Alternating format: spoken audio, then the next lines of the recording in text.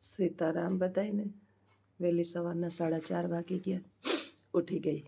આજે છે ત્રીજો દિવસ. બાને વિદાય લીધી એને, અને આજ સોમવાર છે એટલે વહેલી ઉઠી ગઈ.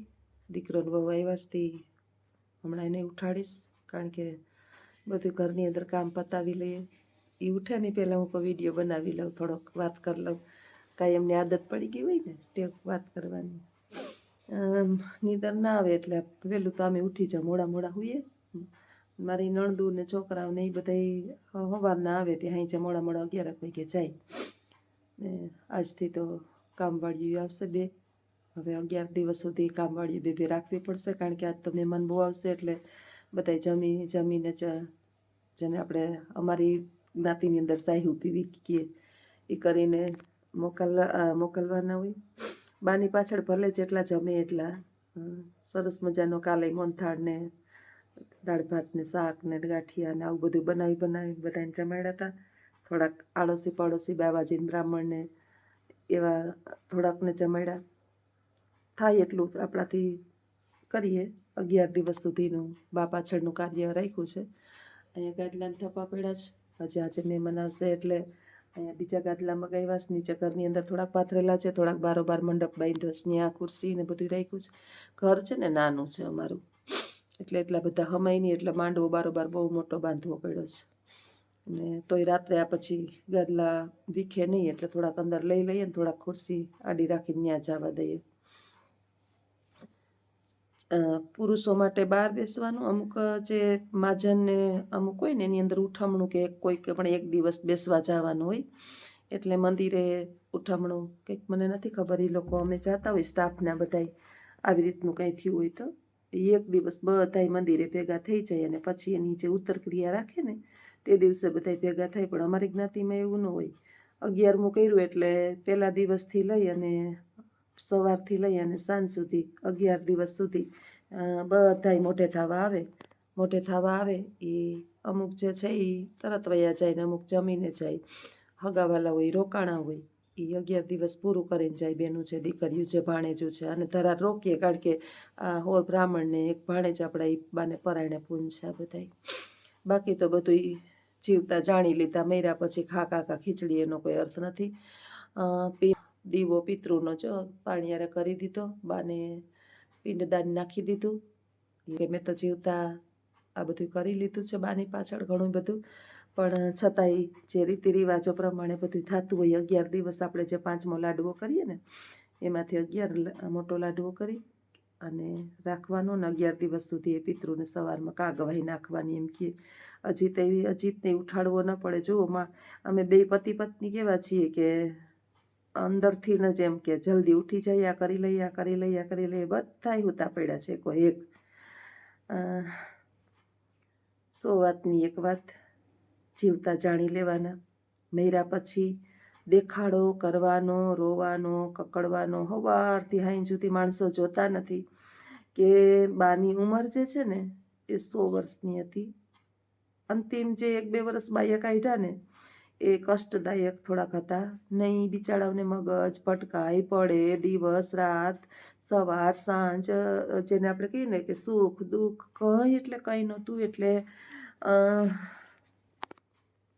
એની પાછળ જે છે હરિનું સ્મરણ જેટલું થાય ને એટલું કરાય. પણ હું જોતી હોય કે સવારથી લઈને સાંજ સુધી બાયું બેઠ્યું પરિવારનું ને ઓનું ને પણ ઠીક છે, સમાજની અંદર આવું જ ચાલે છે. હરિસ્મરણ બહુ ઓછા થાય છે.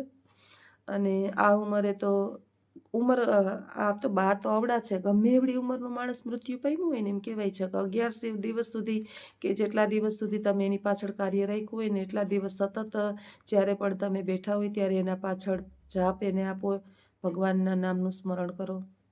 મારા મનથી હું સતત ચાલુ કરતી હોય મંત્ર રાધા વલ્લભનો છે, જે ભગવાન શ્રી કૃષ્ણ દ્વારકાધીશના જેટલા પણ આપણને સહસ્ત્ર નામાવલીમાંથી જેટલા પણ નામ યાદ રહીએ એટલા બાના ચરણોમાં.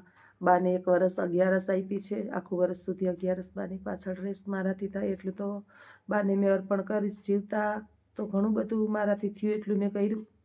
બાની ખોટ તો આખા જીવનની અંદર ક્યારેય મારાથી ભૂલાશે નહીં, કારણ કે એ એક વ્યક્તિ એવું પર્સન હતું કે જેને સતત મારી ચિંતા હતી. આ પૃથ્વી પર કોઈને ચિંતા હોય ને તો બાને મારી ચિંતા હતી. કોઈ એમ કહે ને કે હાલો બે દી રોકાવા આવો, એની દીકરીઓ આવીને જ્યારે હાલતા ચાલતા ત્યારે, તો એ સીધા એમ કહેતા કે આનું કોણ? એને ખબર હતી કે આ મોરી છે, ગમે એને તતડાવી લે તો આ બોલે એવી નથી. અને બા છે એ મારો રક્ષા કવચ હતું. એને સતત કદાચ એનો જીવ નહીં જાતો હોય ને તો એનો જીવ મારામાં હતો. બોલી નહોતા શકતા એ કેટલા સમયથી, ઘણું મને કહેવા માંગતા હતા. એ ભૂલાતું નથી મારાથી. ગમે એટલો હસવાનો પ્રયત્ન કરું, દિવસે ગમે એટલું ઓલું કરું, પણ અંતરની વેદના છે ને એ ન ભૂલાય. બધા કે જસનાબેન તમે કઠણ છો, કઠણ છો.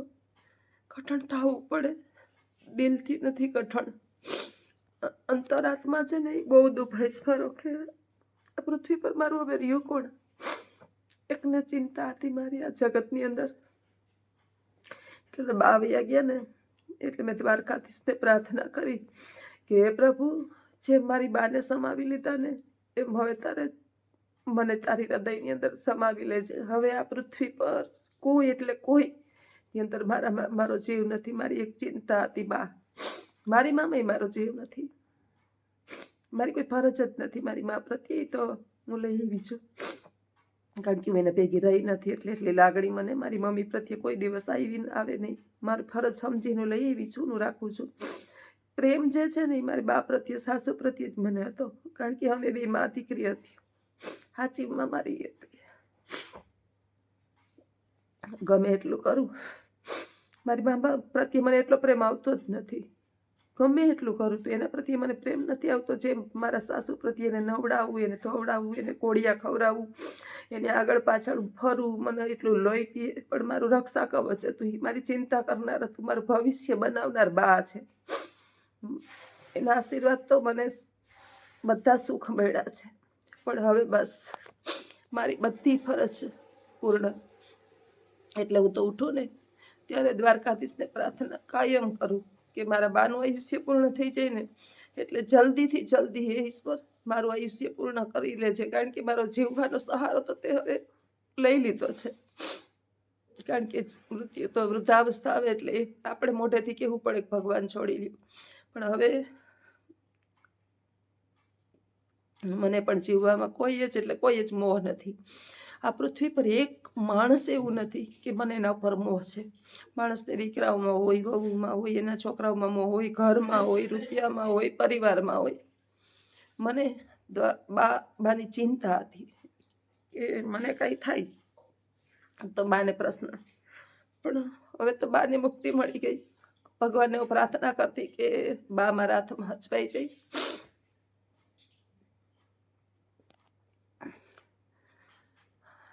વાત કરતા કરતા હું રોતી નથી આખો દિવસ, કારણ કે હરિનું સ્મરણ કરવું અત્યારે મારાથી રહેવાઈ ગયું. કોઈ નથી ને, હું એકાંતમાં. માણસ એમ કહે ને કે ક્યારેય જ્યારે પણ આપને તકલીફ થાય ને ત્યારે બંધ બારણે રોઈ લેવું, દરવાજો હંમેશા હસતો હસતો ખોલવો. એમ હું મનુષ્યોની સામે ઓછી રહું, કારણ કે મનુષ્ય હું કોઈ માનતી નથી. આ પૃથ્વી પર રડાવનારા જ છે, એટલે જે રડાવનારા હોય ને એની સામે કોઈ દિવસ રોવાય નહીં. એક જ છે હજાર હાથવાળો, જે આપણી તમામ દ્વિધાને સમજે છે. બે હાથ જોડી ભગવાનના ચરણોમાં પ્રાર્થના કરી આપણી તમામ વેદનાઓ એની પાસે વ્યક્ત કરી અને હે ઈશ્વર, આ પૃથ્વી પર આ ભૌતિક સુખ સુવિધા સગા સંબંધી બધું નાશવંત છે, કોઈ કોઈનું છે નહીં.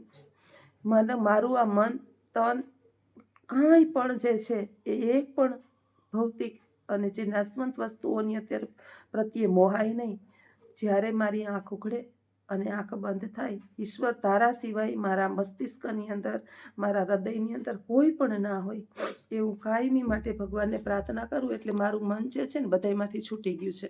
મને કોઈ દુઃખ નથી આપ્યું, પણ મને મોહ જ નથી કોઈમાં. ઘણી વાર છોકરા મારા કહેતા મમ્મી તું આમ કે આવી કેમ થઈ ગઈ છો. ઈશ્વર આપણને બધામાંથી મુક્ત કરી દે. અને બસ હવે એક જ પ્રાર્થના કે હે હરિ, જેમ બાને બોલાવી લીધા એ મને પણ તારા ધામની અંદર વહેલામાં વહેલી બોલાવી લે છે. કારણ કે હવે મારું કાર્ય અહીં પૂર્ણ થાય છે. અને રહી વાત સોશિયલ મીડિયાની, વિડીયો બનાવવાની અને વિડીયો મૂકવાની, કે તમે મારો પરિવાર છો, રાહ જોઈને બેઠા હોય, જ્યારે આપણા નહીં પણ બીજા આપણી રાહ જોઈને બેઠા હોય ને, ત્યારે એના માટે હંમેશા હાજર રહેવાય. એ ઘેર કીધ કદી ન જઈએ મનવા, કંચન વર્ષે મેં, આપણે કહીએ ને કે જેના આવ નહીં, આદર નહીં, નહીં નયન મેને, એ ઘેર કદી ન જઈએ ત્યાં કંચન વર્ષે મેં. જે ઘરની અંદર આવકારો ના હોય, આદર ન હોય, કોઈ પણ પ્રકારના માન સન્માન ન હોય, એવા ઘરે કોઈ દિવસ ના જવું. પછી ત્યાં ભલે સોનાનો વરસાદ વરસતો હોય, બાકી ઝૂંપડી ગરીબની હોય, ત્યાં એના હૃદય જે છે એ હાડથી હસતા હોય. એવા ઘરે આપણે જઈ અને બેસીએ તો આપણને આદર સત્કાર મળે. બાકી સોનાના મહેલોવાળાને તો અભિમાન હોય. એટલે મને તો ઝૂંપડીમાંય મોહ નથી અને મહેલમાંય મોહ નથી. દુઃખાઈ જોયું, સુખાઈ જોયું, બધુંય જોઈ લીધું, હવે કાંઈ જોવું નથી. બસ ભગવાનના બાના ફોટા પાસે જલ્દીથી અતિ જલ્દી મારો ફોટો લાગી જાય એટલે બસ. કારણ કે આ પૃથ્વી પર મારું મને જ્યોતિ કહેનાર કોઈ રહ્યું નહીં. એ જ્યોતિ, એ જ્યોતિ, એ જ્યોતિ, એક જ નામ જ્યોતિ સિવાય કોઈ મને એના સિવાય કોણ રેડું નાખશે મરાવીને? મને ભણકારા જેના વાગે રાખે છે. ચાલો આવજો બધાય. સીતારામ.